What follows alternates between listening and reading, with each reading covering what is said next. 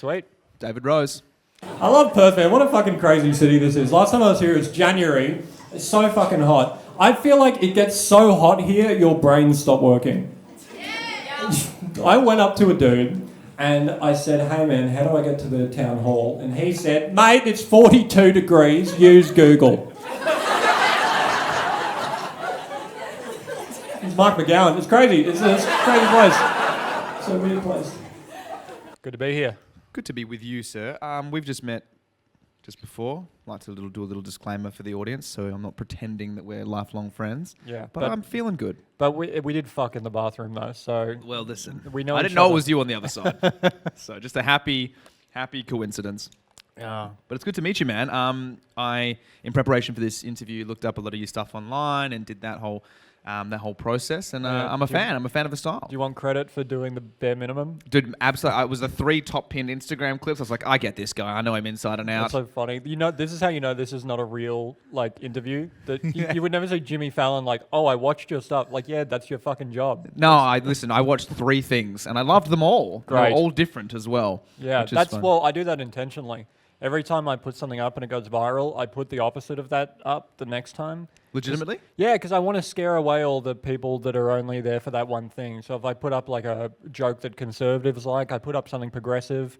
I just want to keep the middle group of people who are sane and will buy tickets, and I want everyone else to fuck off. That is so interesting. Yeah. Because it makes so much sense. It sounded like a riff, and then you were like, no, this is how I keep the middle here. It's like a considered strategy to keep the crazies away and to keep the people who are actually comedy fans invested in the content. Yeah, wow. Yeah. So I'm just trying to wrap my head around, you will be writing material that is the opposite of sort of what's popped recently? No, I just have a bunch of clips and then I have a bunch of stuff that I'm I'll post this at some point, and then something will blow up and I'll get a lot of people hell yeah, brother.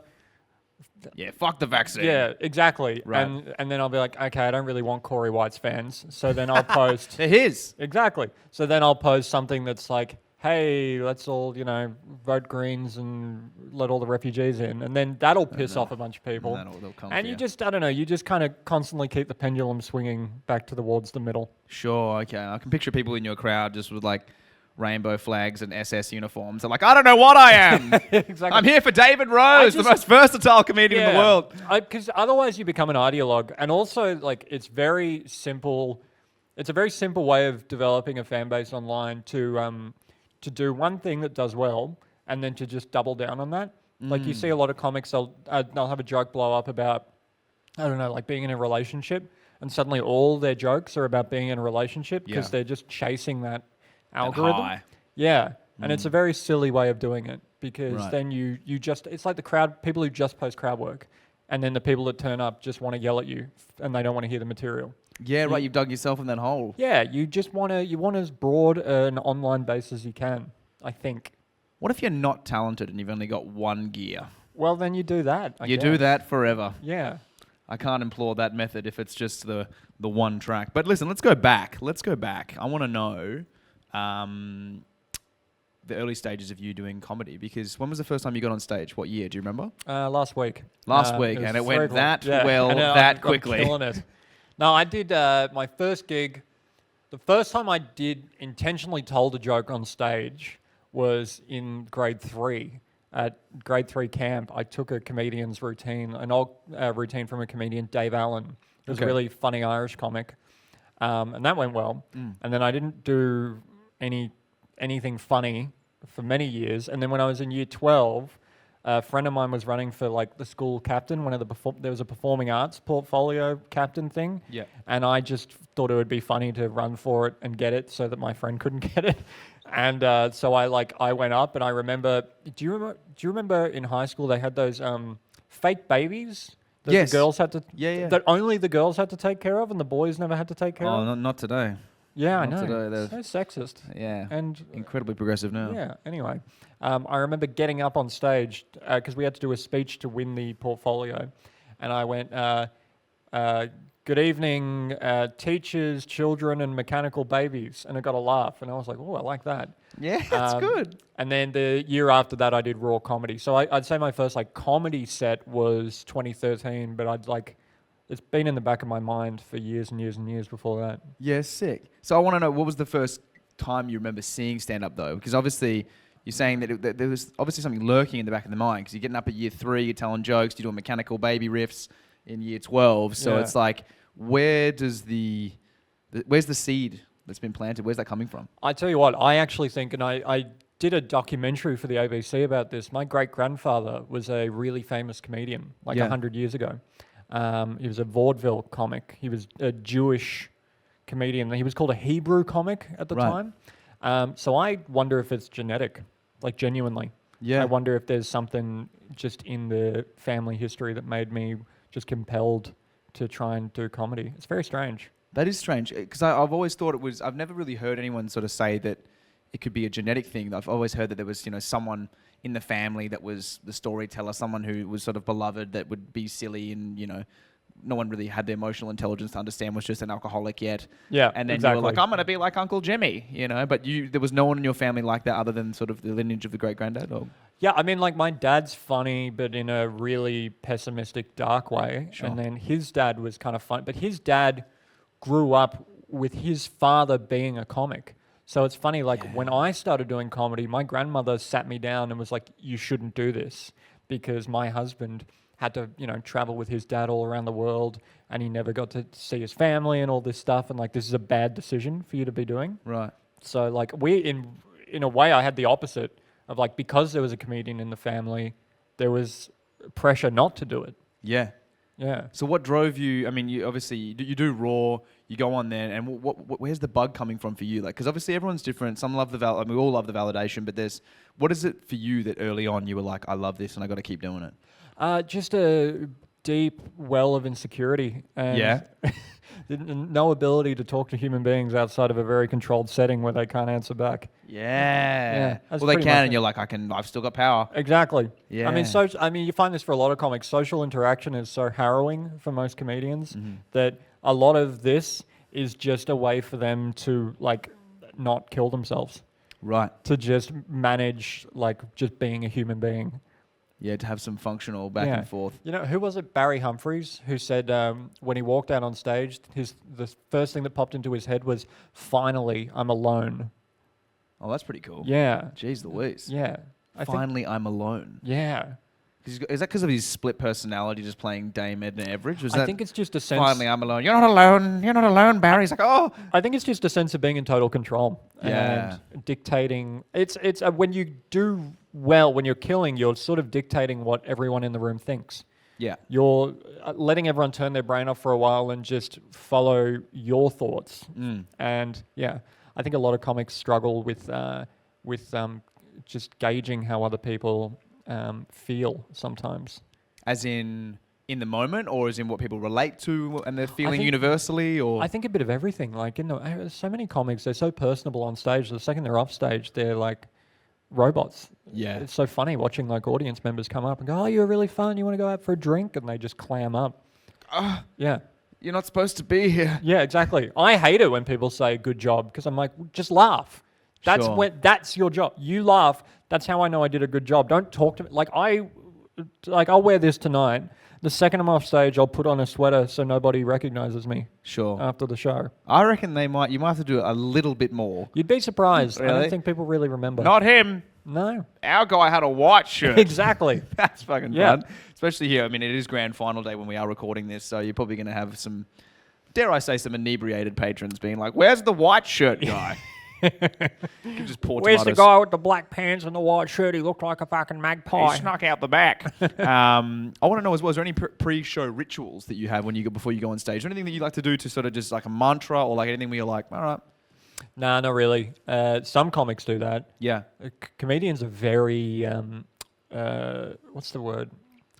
Like, they believe in the power of rituals a lot more. Superstitious. Superstitious, yeah. Yeah. For a while there were a couple of gigs where I would smoke a cigarette before the show, and then I'd do really well. And then I was like, fuck, now I need to be a smoker. Yeah. But no, I don't really have anything like that. Have you bombed, though, having a cigarette pre-show? No, I haven't bombed having it, but I've bombed not having a cigarette. That's what I'm saying, dude. Trust in the power of a cigarette. Let's get back on those durries. That's what this interview is all about. Is there any comedian working today that you sort of really admire? It could be in the Australian scene, could be internationally. Is there anyone that you sort of... I know it's hard because sometimes like when comics have been doing it for a little while, that you sort of see behind the curtain and you kind of see the mechanics of what's going on and you kind of see that in everyone's act. But is there someone who still is quite magic for you and you're like, wow, I just love what they do? Yeah, Dave Attell, which is like a stock answer because everyone loves Dave Attell. But Sure. my girlfriend's American, so I was going back and forth every couple of months to New York City. And that guy, there's no one like him. He's just so funny. You know what the thing I really like about him is he's still interested in the culture. Like, that guy must be in his mid-60s now, but he's still doing jokes about, like, pop culture. He'll do a joke about, like, Olivia Rodrigo, and you're like, how do you even know who that is? Yeah. Like, he's still interested in the world, and it's reflected in his act, which I think is really cool. Because you see a lot of guys as they get older, they reach a point where they become disinterested. Like either they have kids and they're focused on their kids, or they have a shitty marriage, or they're on cruise ships or whatever, and they just kind of get stuck in a cultural frame of reference. And I really admire guys who just keep themselves plugged into the culture. Keep yourself plugged into the culture, but also sort of maintaining whatever your specific viewpoint is Yeah. of the culture as you move through it, and not trying to be the weird old dude in like the latest fashion trend. No, yeah. There's a difference between like referencing something contemporary just because you think you should, and referencing it because you actually have a point of view or a joke about it. Yeah. Yeah, I think Attell's very good at that. And I think it's nice to see someone who's still curious about the world, because it's easy to get pessimistic and locked into your views about the world. I like artists who change. I think that's the thing that I admire most about all the artists I admire is their ability to reinvent themselves. So like David Bowie, had like 5 different periods in his career. Stardust and all that jazz. Yeah, the Beatles started playing Love Me Do, and they ended up with, Helter Skelter. Like, I like artists who decide, kind of going back to what we were talking about at the start, decide I'm going to alienate a bunch of my fans, and I'm just going to go here now, and you can either come with me or not, but this is where I'm going. It's funny because sometimes it seems like the motivation that they say that is authenticity. They're changing, they're developing and stuff like that. Is that sort of the perspective you take on it as well, or is it sort of changing for the sake of changing? No, I think it's just your worldview develops and the kind of material you're interested in. If you're if you're a musician or a comedian, the sort of things you want to express change. And comedy doesn't reward change very well. Like, most people like their favorite comedian to stay the way they are. Like, people really like watching like Jim Jeffries. So a bunch of Jim Jeffries fans are like, how come Jim doesn't, talk shit about women anymore? It's like, hey, he's in a different part of his life and he's not interested in doing that kind of material anymore. But for some reason, people are less interested in a comedian evolving like that than they are a musician or a painter or something like that. Yeah. So I think it's really admirable when comedians are willing to do that, because to me it's a bigger leap than other art forms, because you're risking sort of the entire foundation of your career. Because people are like, oh, we go see him, he's like the comedian that does this thing. And then when you see them take a right-hand turn and go somewhere else, that's a very brave thing to do. We've touched on the importance of sort of being a conduit for sort of society and staying up to date if you want to sort of keep growing with the society and the craft, so to speak. I want to know about kind of work-life balance and having a stable base in your life outside of stand-up comedy, because you mentioned you have like a partner who's American. How was that something that you've discovered over since being with her, that it's like it's important to have your stable base outside of just gigging and just being a gigging comic? No, I'm really bad at that. Right, okay. And sometimes she feels as if she's in a competition with comedy, because it's like she wants me to stay in and I want to go do a show, and she feels as if it's a choice between, the woman I love and the job that I love. Whereas I feel like it's not a competition. They're just two different parts of my life that it's just tricky to integrate, because relationships, especially romantic relationships, tend to take over the evening because you're at work. Yep. But so does this job. Yes. But yeah, I have no work-life balance. And part of the problem for me is I started doing this so young that it sort of became my life. Yep. It was what defined a lot of my life up until now, really. And now I'm at the age where I'm thinking about kids and buying a house and all that other stuff. And I'm looking around like, oh wow, I got really good at this comedy thing, and now I've completely neglected this life part of life. Just atrophied in these other areas. Exactly, and now I have to build that up so that I am a fully fledged person. Yes. Yeah. So it sounds like you're aware of the importance of it and trying to work on that. Is that something you want to actively work on as well as kind of moving up career-wise and developing as a comic? Yeah, of course. Yeah. Yeah. I mean, because what's the point? She paid me to ask all these questions, by Exactly. the way, dude. Yeah, it's It's not even in the interview, dude. It's just $200 in my pocket to be and like, she's here tonight. No. let's bring her out. No, that's fine. I've got a quiz here as well. I've got a little stand-up comedy quiz. It's very, I guess, Australian-centric for the stand-up industry, but I like to do a little 2.5-minute timer. We just punch it out, and in the edit they can add in a little tick, tick, tick, tick, all this kind of shit. Yeah, great. But beforehand, I perform at my best when I only have 2.5 minutes. So good, yes, and an that's odd great. amount of time as well. We have the worst thing that can happen to a comic generally, suicide and bombing. But this is Da Bomb, hot sauce. We're not sponsored. You mentioned you have had a coffee, you are pre-show, and you don't trust the gut that you might shit yourself on stage. So I'm not gonna force this into your hands, but in solidarity of just but bringing now it I'm out. going to feel like a loser if I don't do well, it. that's Oh my it. god, that's so much. That's inconsequential. I'm going to try the tiniest, like You try literally tiniest bit. the tiniest bit. We're going to insert applause here. I'm literally going to try that much. That's perfect, dude. Listen, cheers me. Alright, We'll cheers. go on in, Deborah. Oh my god. I'm also lactose intolerant. Fuck me, that's hot. There's no lactose in there, baby. Yeah, but if I try and have milk to like ease it, Jesus Christ, why would anyone eat that? No one would. All right, we're hurting. All right, I'm going to start the 2.5 minutes. 2.5 minutes starts now. A reference to a previous joke or theme later in a stand-up routine is called a what? Callback. Correct. The final phrase or sentence of a joke or story providing the humor or crucial element is referred to as a what? Punchline. Number 3. That's correct. Who is the Australian-born comedian with Netflix specials such as Bear, High and Dry, and Intolerant? Jim Jeffries. Correct. A final and often strong joke to finish a comedy set is referred to as a what? No idea. Closer. Number 5. Name the city that hosts the world's largest arts festival that runs annually and which many comedians make their mark. Edinburgh? Correct. Jesus Christ, I don't know how you're doing this. Who often referred to as the father of Australian stand-up comedy, famous for his comedic characters, passed away earlier this year. Barry Humphries. Correct. Number 7. Name the late Australian TV comedic icon that hosted the Logies 18 times and won the Gold Logie 4 times. What's his name? He's got a moon face. Oh, Bert Newton. Bert Newton. Number 8. What slang term is used when a comedian is receiving no or negative response to their material? David Rose. David Rose. Number 9. What Australian comic won the main prize at Edinburgh Comedy Awards in 2022 for his comedy show simply titled Comedy Show? Sam Campbell. Correct, Sammy Campbell. Number 10. What Scottish stand-up comedian received his knighthood in 2017, weeks before his 75th birthday? Billy Connolly. Correct, Sir Billy Connolly to you. Number 11. What US stand-up comedian became a Hollywood film star with many on-screen collaborations with The Rock? Kevin Hart. Kevin Hart. Number 12. What Australian stand-up comedian and TV host had the catchphrase, "Say hi to your mum for me"? Rove. Rove McManus. Number 13. Stand-up comedian turned actor Robin Williams won an Oscar for Best Supporting Actor in his 1997 performance in which film? Good Will Hunting. Correct. Number 14. A person interrupting a performance with comments and or questions is often referred to as a what? Helping. Helping, heckling, cant. And finally, finish this joke for me. My sister is gluten intolerant, which means she can't have...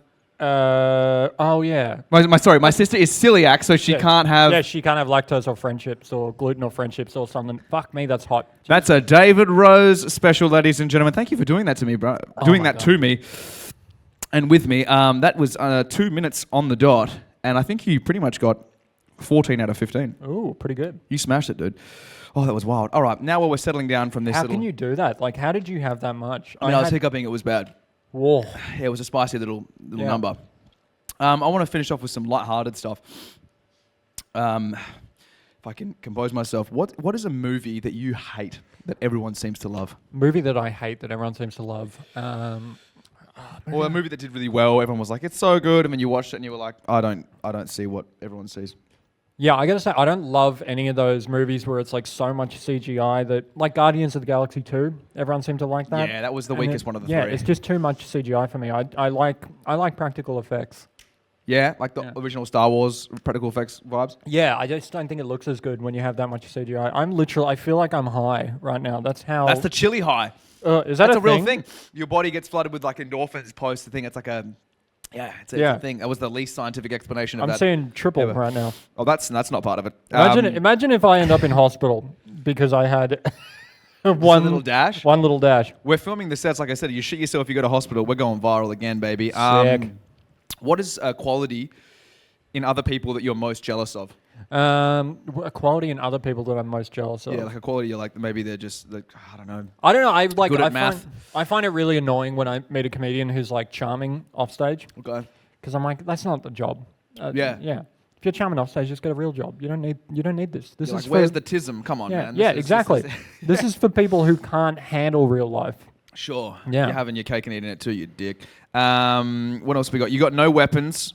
No weapons at all. Your bare hands. Your bare David Rose mitts. Realistically, how many 7-year-olds are you killing bare hand before you're eventually overwhelmed? I'm just going to molest them.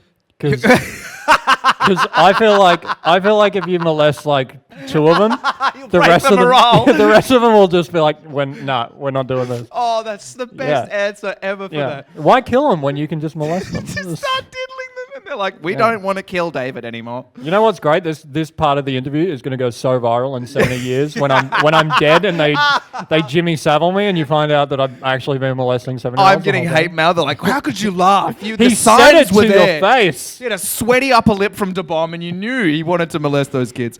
That was sick, dude. What's something odd that you find attractive in people? Like being 7. I can't even call that a callback. It was just the next setup. Perfect. Being 7 is hot. Jared from Subway, he's on stage tonight. And is there any early, really cringe memories from your childhood that you sometimes have to shout away? Is there any that come to your mind where you're like, that one's bad. That one was a bad one. From my childhood, fuck man. Because I remember, I'll give my one. I once had a crush on a girl in year 3. I was 25. Not as good as yours. And I stole all my mum's jewelry out of her like room, and I just gave it to her at school, and like just dressed her up, and was just like, "These are for you. I bought these." You know what? I was telling my girlfriend about this the other day. One time, my family and I were on holiday. I had like long hair. I was like 8. And this kid comes up to me. He probably wasn't a kid. He was probably like 12, 13. And he comes up to me. He's like, hey, babe. He's got a skateboard. He's like, babe, I'm sponsored. And I'm like, what? And he's like, I'm a skateboarder. I'm sponsored. Oh, no. We should go out. And I'm like, what are you talking about? He's like, you should go out with me on a date because I'm sponsored. And I was like, I'm a little boy. And he was like, oh, fuck you. And like, he got angry at me that he had tried to have sex with a 8-year-old boy with long hair. Wait, was he 8 as well? Nah, he must have been a teenager. Oh. Yeah, anyway. Did you travel back in time and try and sleep with yourself on holiday? Yeah, exactly what happened. Oh, I'd pay to see that film. Oh my goodness. Well, dude, to wrap up, that's so much fun. I'm so glad we got to get some pedophilic rants in there as well. What's some advice that you would give young David Rose other than sleep with that sponsored? You know, I always find person. these questions so crazy when it's like when people go like, if I could go back in time, I'd kill Hitler. I'd buy Bitcoin, and it's like you're just saying you want to be rich now. Like, why are you doing a whole hypothetical to just be rich now? Just say I wish I was rich now. You don't need the other like go back in time. Yeah. Like I don't need to go back in time and tell myself I just need it now. Yeah, okay. You know what I mean? So what would you fix now? I'm deaf in one ear. I'd just make myself not deaf. Or like I guess it's something that I actually could do, right? Uh-huh. So like what would I do? Kill my parents, get the house. Yeah, that would solve the deafness. It wouldn't solve the deafness, but it would help. I don't know, man. I don't know. But everything that happens to you in life is what makes you who you are. If you don't make mistakes, you don't learn, and it's whatever. I mean, wouldn't change a damn thing. I just don't believe in that. I'd go back and I wouldn't have as much to bomb. That's me. Yeah. Oh my god! Another bit of it just hit my throat. You'll be having aftershocks all night. But listen, man, it's good to meet you. I hope you have a great couple of shows tonight and you enjoy the next 6 weeks that you're here in Perth that you're overbooked. And I'm in Perth for so long. And see everything that this beautiful, beautiful city has to offer you. You know what's funny? I went on stage last night and I went, what do you do in Perth other than kill yourself? And everyone laughed like, hard. Yeah, that's what we would do if we didn't have these mining jobs. Horrendous. None of us have the mining jobs. We all just think that it's cool to be here. Oh, it's fucked. Yeah. It's so fucked. And then we have it. Fucking it's fucked here in Perth. Goodbye.